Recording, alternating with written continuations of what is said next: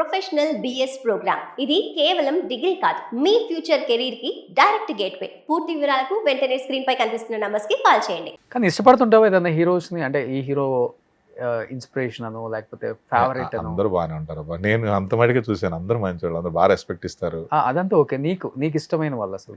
పవన్ కళ్యాణ్ గారు, ప్రభాస్ గారు, తారక్ గారు ఫుల్ ఎంజాయ్ చేశారా మలేషియాలో బిర్లా? అంటే నేను నా పని నేను అంతే. కలిసినప్పుడు బాగా మాట్లాడి అంటే ఎలా ఉన్నారు మంచి ఫుడ్ ప్రియులు. ఎందుకంటే ఇప్పుడు వెళ్ళిపోయి మనం మాట్లాడాలి. నేను ఎందుకో నాకు ఫస్ట్ నుంచి మన లిమిటేషన్ మన రేంజ్ ఇది కాదు, మనం మనం అంత పని చేసుకుని వెళ్ళిపోదాం. కొంతమంది పాజిటివ్ గా తీసుకుంటారు, కొంతమంది అడ్వాంటేజ్ తీసుకుంటున్నాడు ఏంటి అని ఉంటుంది డెఫినెట్ గా. నేను వాళ్ళతో పాటు క్లాస్మేట్ ఏం కాదు కదా, చదువుకునే ఫ్రెండ్షిప్ కాదు కదా. మనం మనకు వర్క్ ఇచ్చారు, అయ్యిందా, పేమెంట్ వచ్చిందా, తీసుకున్నాం చాలు. కానీ ఇప్పుడు అనిపిస్తుందా అది ప్లస్ అయిందా మైనస్ అయిందా నీ లైఫ్ లో? ఇప్పుడేం మారాలి?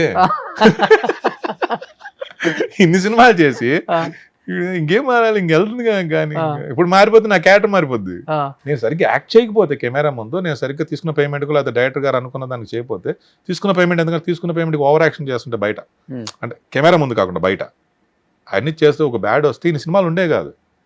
నన్ను మొన్న కూడా ఎవరు అన్నారు బాబు పెద్దలో ఏదో డిస్కషన్, అసలు ఏంటి సార్ మీరు అన్ని రోజులు ఉన్న మీ పని మీరు ఎక్కడో అసలు ఎవరిని ఇబ్బంది పెట్టరు, మీ పని మీరు చూసుకుంటారు, అదే కరెక్ట్ అండి. ఇప్పుడేంటే 4 రోజులు బాగుంటుంది కలిసినప్పుడు, 5వ రోజు నుంచి ఈడి మీద ఈడి మీద జోకులు ఒకడం తర్వాత హట్ అయిపోతారు. ఇప్పుడు మీరు అన్నారు వెనకాల బ్యాక్ పిచ్చింగ్ చేస్తారని, అసలు ఎందుకు ఛాన్స్ అవడం? ఇప్పుడు ఎవరన్నా అడగ అరవింద్ తెలుసా ఏమో అది తెలియదు అంటారు. కానీ ఇండస్ట్రీలో గాసిపింగ్ బాగా స్కోప్ ఉంటుంది కదా, బాగా ఎంజాయ్ చేస్తారు, వాళ్ళకి ఎక్కువ ఇంపార్టెన్స్ ఇస్తారు. జనరేషన్ ఆ గాసిప్సే కావాలి, ఏం జరుగుతుందో కావాలి. నేనే చూస్తున్నా ఇన్స్టాగ్రామ్, నేను సోషల్ నెట్వర్క్ చాలా వీక్. నేను అసలు ఫేస్బుక్ గానీ ఇన్స్టా గానీ ఇప్పుడు ఇంటర్వ్యూస్ కూడా చాలా అసలు ఉండను.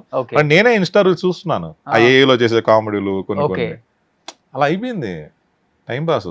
అసలు కొన్ని రోజులు మొబైల్ పక్కన పెట్టి అసలు ఇన్స్టా ఒకసారి అసలు ఇన్స్టా తీసేస్తాను, మళ్ళీ ఓపెన్ చేస్తాను. మొబైల్ లేకపోతే బతుకుతారు ఇప్పుడు. మరి ఒకప్పుడు మొబైల్ లేకుండానే ఒక టైం మన ఫ్రెండ్ అక్కడ ఉంటాడు, ఆ టైం అక్కడ ఉండేవాడు. అవును, కాలేజీకి వెళ్తున్నప్పుడు ఎరబా మార్నింగ్ షో ఎన్నింటికి సోనా ప్యాలెస్ ఓకే లైన్ లో పెట్టాడు, మరి కరెక్ట్గా అదే టైం ఆడు అదే నేను అదే అక్కడే ఉన్నాడు. ఎత్తుకోవటమే. ఇప్పుడు మొబైల్ ఉన్నా కూడా ఆడు పక్కనే ఉన్నా చూడు, ఆ పక్కనే ఉన్నా చూడు అంటుంటాడు. ఎక్కడ ఉంటాడు ఇంకా రాడు, బయలుదేరి ఉంటాడు అక్కడ. అరే షేర్ లైవ్ లొకేషన్ షేర్ చేయాలంటే వస్తున్నా. ఇప్పుడు నేను వచ్చే ముందు నిజంగా ట్రాఫిక్ జామ్ అయింది. 15 minutes అన్నా కదా, మాదాపూర్ సిగ్నల్ కూడా ట్రాఫిక్ జామ్ అయింది. హైదరాబాద్ లో ట్రాఫిక్ ఎక్కువైపోయింది. మియాపూర్ బాగా పట్టింది ఈరోజు. కానీ గ్రేట్ అరవింద్, నిన్ను నువ్వు మార్చుకోలేదు, నీ క్యారెక్టర్ మారలేదు, నాకు ఇది రాలేదని లేదు, నో రిగ్రెట్స్ అంటే ఏమి ఆశించకుండా ఇన్ని వచ్చేసినాయి కదా. నేను ఇదంతా బోనస్ గా ఫీల్ అదే అదే ఇంకా రాబోయేది జస్ట్ ఇది బోనస్ అనుకోవాలి చెప్పాలంటే. ఇంకా వద్దనుకుంటే వచ్చేసింది ఇంట్రెస్ట్ తింటాను, బోనస్ గా ఫీల్ అవుతాను ఎప్పుడు. బట్ ఎనీహౌ రావాలి మీలాంటి యాక్టర్స్ కి, ఎందుకంటే మీరు ఎన్ని ఇయర్స్ నుంచి ఉన్నా ఇలానే మెయింటైన్ చేస్తున్నారంటే ఏదో మేము ఇంకా ఉన్నాం గుర్తించండి. వస్తుంది ఎక్కడికి వెళ్తుంది. ఇప్పుడు ఏం జరుగుతున్నాయి మూవీస్? ప్రెసెంట్ అయితే ఏం కమిట్ అవ్వాలి, పెద్ద రిలీజ్ అయింది కదా మొన్న, ప్రెసెంట్ డిస్కషన్ లో ఉన్నాయి. ఇంకోటి ఇక్కడ మనం ఆ మూవీలో చేస్తున్నాను, ఆ మూవీ ఓకే అన్నారన్నారు, ఇప్పుడు నేను చెప్పను, నేను కమిట్ అయిందో చెప్తాను. చెప్పలేము, ఇంకొకరు ఉండొచ్చు, ఓవర్నైట్ మారిపోద్దు. చాలా జరుగుంటాయి మీ లైఫ్ లో అట్లా. వేరే ఎగ్జాంపుల్ వేరే వాళ్ళు కూడా నాకు సుదే కాబట్టి వేరే వాళ్ళు కూడా నాకు వచ్చిన ఓవర్నైట్ మరి వాళ్ళ డేట్స్ కుదరకు అలాంటి కొన్ని పేర్లు ఉన్నాయి క్యారెక్టర్స్. గొలిమారు రేపు షూటింగ్ అనగా వాళ్ళు వచ్చింది నాకు. ఓకే, నేను మధ్యాహ్నం పూరిగా లంచ్ టైంలో కలిసాను, సాయంత్రం రేపు షూటింగ్ ఉంది మీకు వచ్చాను. కానీ ఎవరి డైరెక్షన్ బాగా ఇష్టం? అందరూ వాళ్ళు అనుకున్నట్టు చేస్తారు. అప్పట్లో పూరి గారిది స్టైల్ మనకి ఆర్టిస్టు ఫ్రీడమ్ అంటే అది అయిపోయింది ఆ షూటింగ్ అలా అనిపిస్తుంది. నేను ఇంతకి 3 సీన్లు ఒక రోజులో తీసాడు, 3:30 ప్యాకప్ మధ్యాహ్నం ఆయన పూరి సార్. ఆ ఎక్స్పీరియన్స్ భలే ఉంటుంది. ఫస్ట్ షాట్ మార్నింగ్ మన వైజాగ్ సార్ కుక్కడపల్లి కళామందిర్, హీరోయిన్ అది రిబ్బన్ కటింగ్ కోసం అక్కడ మేము అది అక్కడ బ్రేక్ఫాస్ట్, అక్కడ నుంచి వచ్చి వైజంక్షన్ దగ్గర ఒక బార్లో సీను, లంచ్ బార్లోనే అయిపోయిన తర్వాత మన 7 acres అప్పుడు ఓపెన్ అప్పుడు అక్కడ క్యారివెన్లో ఒక సీన్, 3:30 ప్యాకప్, 3 సీన్లు ఉంటాయి సినిమాలో. షిఫ్టింగ్లు ఇంతకన్నా ప్లానింగ్ ఉంటుంది. చాలా ఈజీగా హ్యాపీగా అనమాట, అంటే ఎవరిని స్ట్రెస్ చేయకుండా హడావిడి చేయకుండా తెలియకుండా బాగా కనెక్ట్ అయిపోతారు పూరి గారికి ఇప్పుడు కూడా అందరూ. లాస్ట్ టెంపర్ తర్వాత స్మార్ట్ టెంపర్ కలిసిన మా ఫాదర్ కూడా ఆయన వెళ్ళినప్పుడు అడుగుతారు ఫాదర్ ఎలా ఉన్నారు అని, చనిపోయినట్టు తెలియదు ఇంకా, ఆయన కలవలే ఈ మధ్య. సరదాగా అప్పుడప్పుడు కొన్ని కొటేషన్స్ వస్తుంటాయి ఆయన, చాలా ఇంట్రెస్టింగ్ గా వినాలనిపిస్తుంటుంది. ఇప్పుడు నేను అన్నట్టే పూరి గారు అప్పుడు ఎలాంటి సినిమాలు చేస్తారు, ఆయన డెఫినెట్ మళ్ళీ ఆయన ఇస్తే బౌన్స్ బ్యాక్ ఎలా ఉంటుంది, ఇస్తే పోకిరి బౌన్స్ బ్యాక్ అండి. ఆయన హ్యాపీగా ఉన్నారు, ఆయనకంటే ఆయన ఇన్స్పిరేషన్ చాలా మంది వచ్చారు. అవును లైఫ్ అలా ఈజీగా తీసుకోవాలి బా, అంతే. ఎంజాయ్ చేయాలి. ఆయన ఎంజాయ్ చేసినట్టు ఎవరు ఎంజాయ్ చేస్తారు అసలు?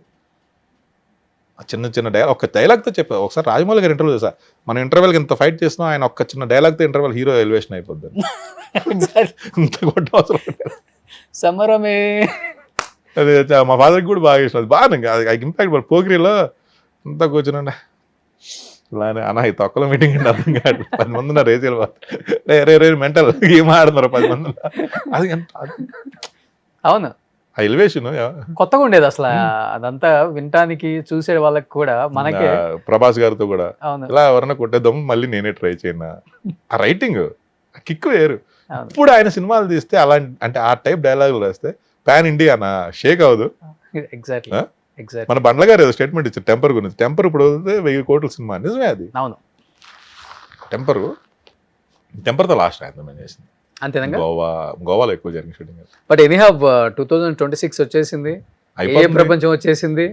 సో డెఫినెట్ గా ఇప్పటి నుంచి కూడా కొంచెం మీరు ఫోకస్ చేసి సినిమా ఇండస్ట్రీలో మంచి సినిమా చేయాలని చాలా మంది అనుకుంటున్నారు. పెద్దగా ఆయన్ని నేను అడిగాను, నేను చేశాను. అదే ఇప్పుడు అడగందే లేదు, అట్లా ఉంది ఇప్పుడు ఇండస్ట్రీలో. అడగాలి, వాళ్ళు కనబడాలి. మనం ఇప్పుడు అరవింద్ ఉన్నాడు మీరు అన్నట్టు, ఇప్పుడు కనబడ్డా కదా మీరు అన్నట్టు ఈ సినిమా అరవింద్ ఉన్నాడా, ఇంకా చేస్తున్నాడా, బాగానే ఉన్నాడా, ఓకే.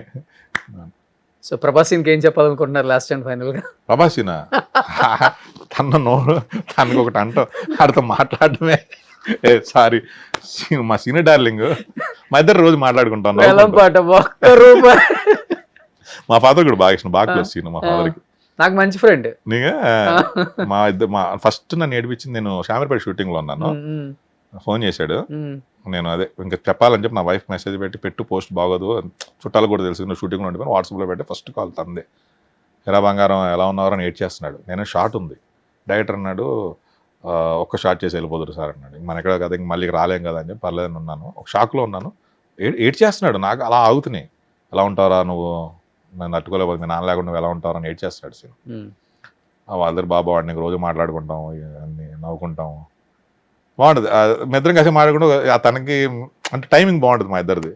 తను అదే నువ్వు కళ్ళవు తిరగవు, నువ్వేదో ఎక్కడ గూట్లో ఉంటావు ఎక్కడో వెళ్ళు అంటే బాగుంటుంది.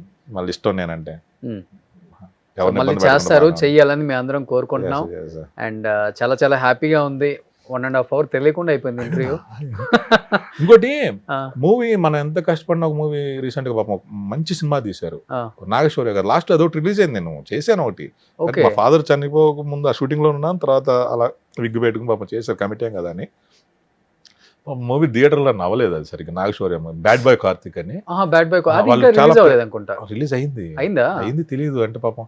కానీ ఫస్ట్ టైం మూవీ, చాలా మంచి ప్రొడ్యూసర్స్, మంచి అందరికి పేమెంట్స్ అన్ని క్లియర్ చేయడం కానీ అంటే అంత చాలా మంచి బడ్జెట్ పెట్టారు. 35 crores అంత పెట్టి తీశారు. కానీ మూవీ రిలీజ్ చేశారు వాళ్ళ బ్యానర్లో.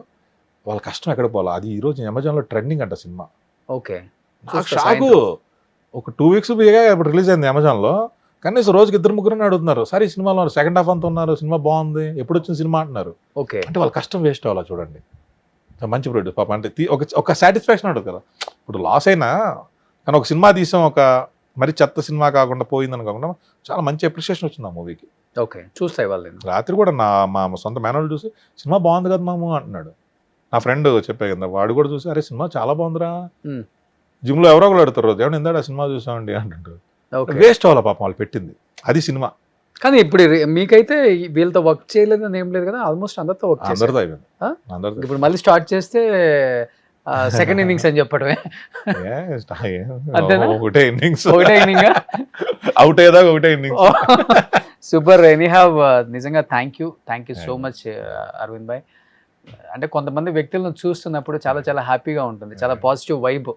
ఎందుకంటే మీరేంటంటే మీ జోన్లో ఉండి ఓకే ఇదే లైఫ్, ఇలానే బతకాలి, ఇంకొక లైఫ్ అయితే ఉండదు, ఇంకొక మళ్ళీ పుట్టమో తెలియదు.